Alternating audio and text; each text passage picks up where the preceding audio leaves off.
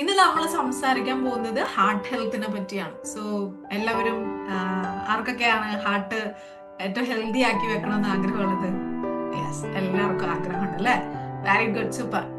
നമ്മുടെ ഒരു ഹ്യൂമൻ ബോഡിയിൽ ഒരു സെൻട്രൽ എഞ്ചിൻ എന്ന് വേണമെങ്കിൽ പറയാം. ലെഫ്റ്റ് ഇതിങ്ങനെ അടിക്കുന്നതുകൊണ്ടാണ് നമ്മളെന്താ വണ്ടി ഓടിക്കൊണ്ടിരിക്കുന്നത്. എന്നാ അത് സ്റ്റോപ്പ് ചെയ്യുന്നു, ഡെഫിനറ്റ്ലി അന്ന് കഴിഞ്ഞു.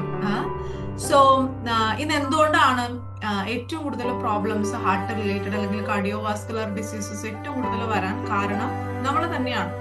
80% ഹാർട്ട് ഡിസീസസിന്റെ കാരണം നമ്മുടെ ലൈഫ് സ്റ്റൈൽ തന്നെ. റോങ് ലൈഫ് സ്റ്റൈലും ഫുഡ് ഹാബിറ്റ്സും ഫോളോ ചെയ്യുന്നതാണ് പലപ്പോഴും പല ഹാർട്ട് റിലേറ്റഡ് പ്രോബ്ലംസിലേക്ക്, especially heart attack, block, stroke, ഇങ്ങനെയുള്ള പല ലൈഫ് സ്റ്റൈൽ ഡിസീസസിലേക്കും ചെന്ന് നിൽക്കുന്നത് നമ്മുടെ ഫുഡ് ഹാബിറ്റ്സും ലൈഫ് സ്റ്റൈലും റോങ് ആയി ഫോളോ ചെയ്യുന്നതാണ്.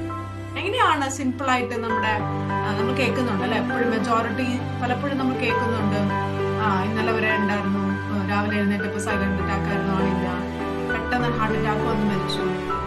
എന്തുകൊണ്ടായിരിക്കും ഇത് മെജോറിറ്റി വരാൻ കാരണം?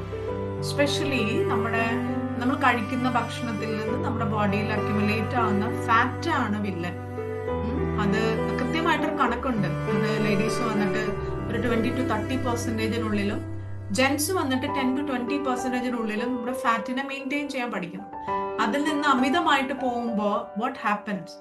നമ്മുടെ ഹാർട്ടിലേക്കുള്ള ബ്ലഡ് പൈപ്പ് നോർമൽ ഒരു ഫാറ്റ് പെർസെന്റേജ് ആണ് എങ്ങനെയിരിക്കും. ഇതിൽ ഫാറ്റ് ഇൻക്രീസ് ചെയ്യുന്ന അനുസരിച്ചിട്ട് നമ്മുടെ ബ്ലഡ് പൈപ്പ് ചുരുങ്ങാൻ തുടങ്ങും.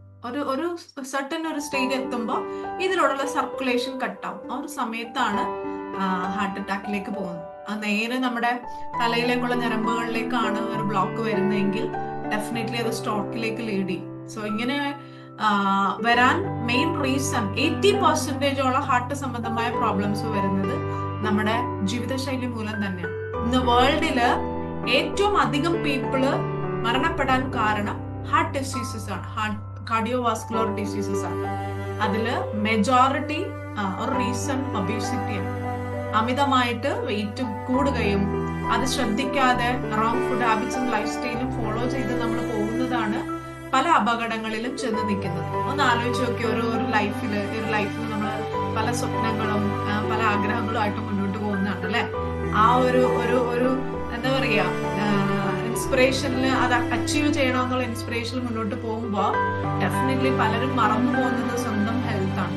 എന്ത് കഴിക്കണം, എങ്ങനെ കഴിക്കണം എന്ന് വിട്ടുപോവുക. ഈ ഒരു സമയത്താണ് പെട്ടെന്നൊരു സുപ്രഭാതത്തിൽ ഇടിക്കുന്ന ഒരാള് സ്റ്റോപ്പ് ചെയ്തല്ലെങ്കിൽ കിട്ടാം. ആ കണ്ട സ്വപ്നങ്ങളും ആഗ്രഹങ്ങളും ഒന്നും അച്ചീവ് ചെയ്യാൻ പറ്റാതെ നമുക്ക് ഇവിടുന്ന് പോകേണ്ടി വരും. സോ ഡെഫിനറ്റ്ലി ഏറ്റവും ഇമ്പോർട്ടന്റ് ആയിട്ട് നമ്മൾ ശ്രദ്ധിക്കേണ്ട ഒന്ന് നമ്മുടെ ഇന്റേണൽ ഓർഗൻസിന്റെ ഹെൽത്ത് ആണ്. അതില് ഹാർട്ട് ഹെൽത്ത് ഏറ്റവും ഭംഗിയാക്കി മെയിൻറ്റെയിൻ ചെയ്യും. ഒരു ദിവസത്തില് കുറഞ്ഞത് 1 lakh ടൈംസ് എങ്കിലും നമ്മുടെ ഹാർട്ട് ഇങ്ങനെ ഇടിച്ചുകൊണ്ടിരിക്കുകയാണ്. സോ അതിനെ ഏറ്റവും സ്മൂത്ത് ആയിട്ട് ഹാർട്ട് ബീറ്റ് മുന്നോട്ട് പോകണമെങ്കിൽ ഡെഫിനറ്റ്ലി ഏറ്റവും ഹെൽത്തി ആയിട്ട് നമ്മുടെ വെയിറ്റിനെ മെയിൻറ്റെയിൻ ചെയ്യാം. ഐഡിയൽ വെയിറ്റ് റീച്ച് ചെയ്യാനും ഐഡിയൽ ഫാറ്റ് മെയിൻറ്റെയിൻ ചെയ്യാനും ലേൺ ചെയ്യാം എന്നുള്ളത്. ആരൊക്കെയാണ് അതിന് റെഡി ആയിട്ടുള്ളത്? Yes, very good, super.